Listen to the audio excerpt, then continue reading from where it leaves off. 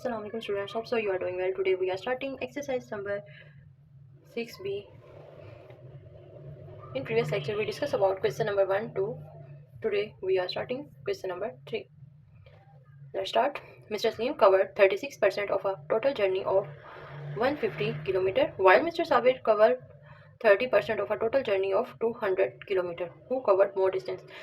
इस क्वेश्चन में कह रहे हैं कि मिस्टर साबिर ने टोटल उसकी जो जर्नी थी वो 150 किलोमीटर थी, जिसमें से उसने 36% कवर कर लिया। ठीक है, उन्होंने परसेंटेज में बताया है, उन्होंने हमें किलोमीटर्स के हिसाब से नहीं बताया। ठीक है, वाइल मिस्टर साबिर कवर्ड 30 और मिस्टर साबिर ने जो सा कवर किया है उसकी टोटल जर्नी जो सी है वो 200 किलोमीटर बनती है, जिसमें से उसने जस्ट 30% कवर किया है। ठीक है, यहाँ पर भी उसने किलोमीटर में नहीं दिया, परसेंटेज में दिया है। तो सबसे पहले हम इनकी परसेंटेज को ख़त्म करके किलोमीटर्स में हम देखेंगे कि कितना कितना इन्होंने जर्नी अपना कवर किया है। फिर उसके बाद वो कह रहे हमने फाइंड क्या करना है, हु कवर्ड मोर डिस्टेंस, कि किसने ज़्यादा डिस्टेंस कवर किया है। ठीक है, चलिए अब हम इसको सॉल्व करते हैं।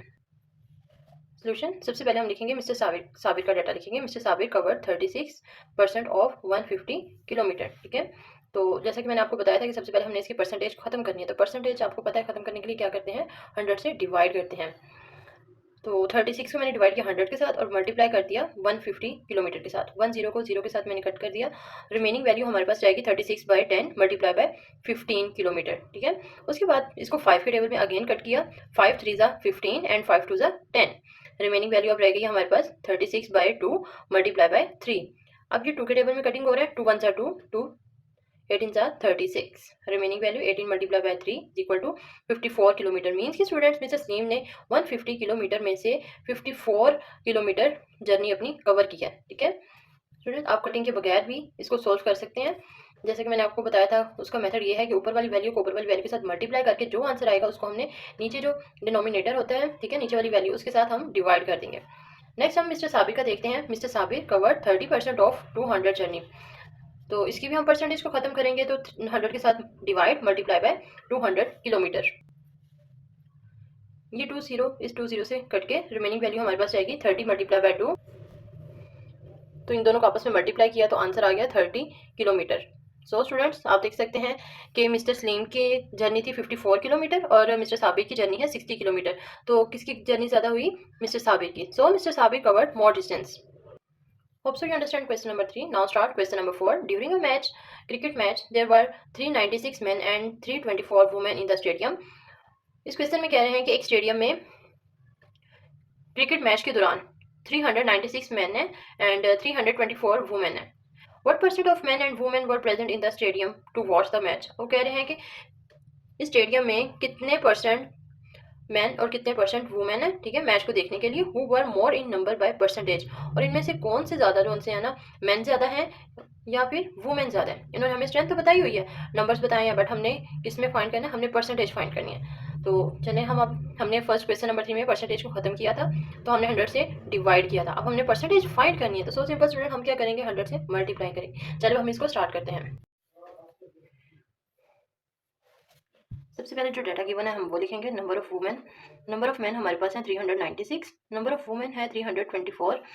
तो हम पहले देख लेते हैं कि स्टेडियम में टोटल कितने पीपल है। ठीक है, तो हम क्या करेंगे, total number of people in stadium, तो इन दोनों को प्लस करके हमारे पास आंसर आ जाएगा 720। मीन्स कि स्टूडेंट एक स्टेडियम में 720 पीपल्स वहाँ पर मौजूद थे, जिनमें से 396 मैन थे और 324 वुमेन थे। अब 1 बाय 1 इन दोनों की हम परसेंटेज फाइंड करते हैं। Percentage of number of man, तो जो उनकी स्ट्रेंथ थी मैन की वो ऊपर लिखेंगे, कितनी थी 396, तो हम 396 ऊपर लिख देंगे। टोटल क्या था 720। मीन्स के 720 में से 396 जो से हैं वो मैन थे, मल्टीप्लाई कर देंगे क्योंकि हमने परसेंटेज फाइंड किया, इसलिए मल्टीप्लाई 100 कर देंगे। 10 से कट हो गया। रिमेनिंग वैल्यू हमारे पास जाएगी 396 मल्टीप्लाई बाय 10 डिवाइडेड बाय 72। ठीक है, उसके बाद हमने इसको कट किया 6 के टेबल, हमने इसको कट किया। ठीक है, 6 के टेबल में कट करके ये आ गया, तो रिमेनिंग वैल्यू हमारे पास आएगी 11 मल्टीप्लाई बाय 10 डिवाइडेड बाय 2। उसके बाद हमने इसको 2 के टेबल में कट कर लिया। 2 1 ज़ा 2, 2 5 ज़ा 10।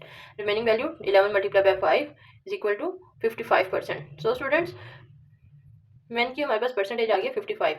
मीन्स के स्टेडियम में 55% मैन थे। अब नंबर ऑफ वुमेन हम फाइंड करते हैं।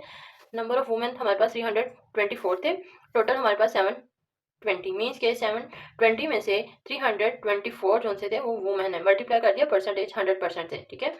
तो 0 से कट गया, ठीक है। रिमेनिंग वैल्यू हमारे पास रह गई 324/72 मल्टीप्लाई बाय 10%। उसके बाद हमने अगेन कटिंग किया, ये आप देख सकते हैं, मैंने इसको कट कर दिया 6 के टेबल में हमने इसको कटिंग किया, ठीक है।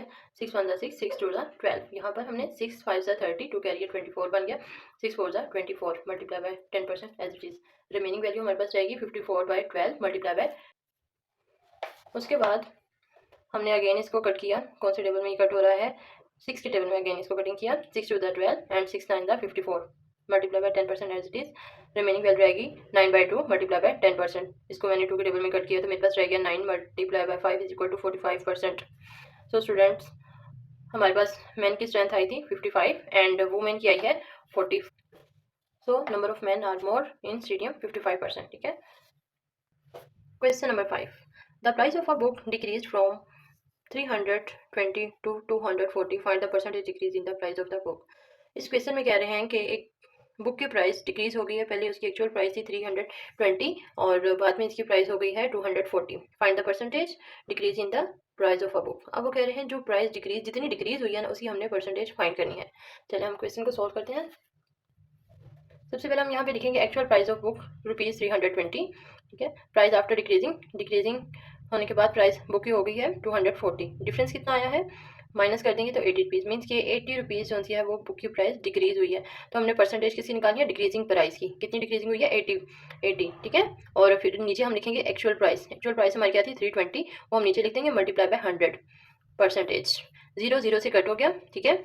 इसको मैंने कटिंग किया, रिमेनिंग वैल्यू रह गई हमारे पास 80 डिवाइडेड बाय 32 मल्टीप्लाई बाय 10%। उसके बाद अगेन हमने इसको कट किया 8 के टेबल में, 8 10 80, 8 4 32, रिमेनिंग वैल्यू रहेगी हमारे पास 10/4 मल्टीप्लाई बाय 10। अब अगेन इसको 2 के टेबल में कट किया, 2 2 4, 2 5 10, ठीक है। फिर 2 1 2 एंड 2 5 10, रिमेनिंग वैल्यू रहेगी 5 multiply by 5 is equal to 25%। Hope so you understand question number 5। Question number 6, the population of a town increased from 25,000 to 30,000, find the percentage increase। अब इस क्वेश्चन में कह रहे हैं कि एक टाउन की जो पॉपुलेशन है वो इंक्रीज हो गई है, पहले कितनी थी, पहले 25,000 थी और बाद में हो गई है 30,000। तो हमने जो इंक्रीजिंग वैल्यू है उस पर परसेंटेज फाइंड करनी है, ठीक है। Let's start question number. Actual population of town 25,000, ठीक है। उसके बाद इंक्रीज होकर पॉपुलेशन हो गई है इसकी 30,000, डिफरेंस कितना आया है, इन दोनों को माइनस करेंगे तो डिफरेंस आ जाएगा 5,000, मीन्स के 5,000 इंक्रीज हो गई है पॉपुलेशन। तो हमने इसकी परसेंटेज फाइंड करनी है, तो 5,000 ऊपर लिख देंगे, ठीक है। और हमारे पास एक्चुअल पॉपुलेशन कितनी थी 25,000, वो नीचे मल्टीप्लाई बाय 100%, क्योंकि हमने परसेंटेज फाइंड करनी, इसलिए 100 से मल्टीप्लाई किया। 2 0 से कट गए, ठीक है। ये वाला एक 0 इस 0 से कट गया, रिमेनिंग वैल्यू रहेगी 500/25। तो ये कट गया 5 25 1 25 एंड 25 2 50 एंड 0 वैसे ही आ गया, मीन्स के सो 20% इंक्रीज हुई है पॉपुलेशन टाउन में। Hope so you understand question number 6। See you again next lecture इंशाल्लाह। अल्लाह हाफिज़।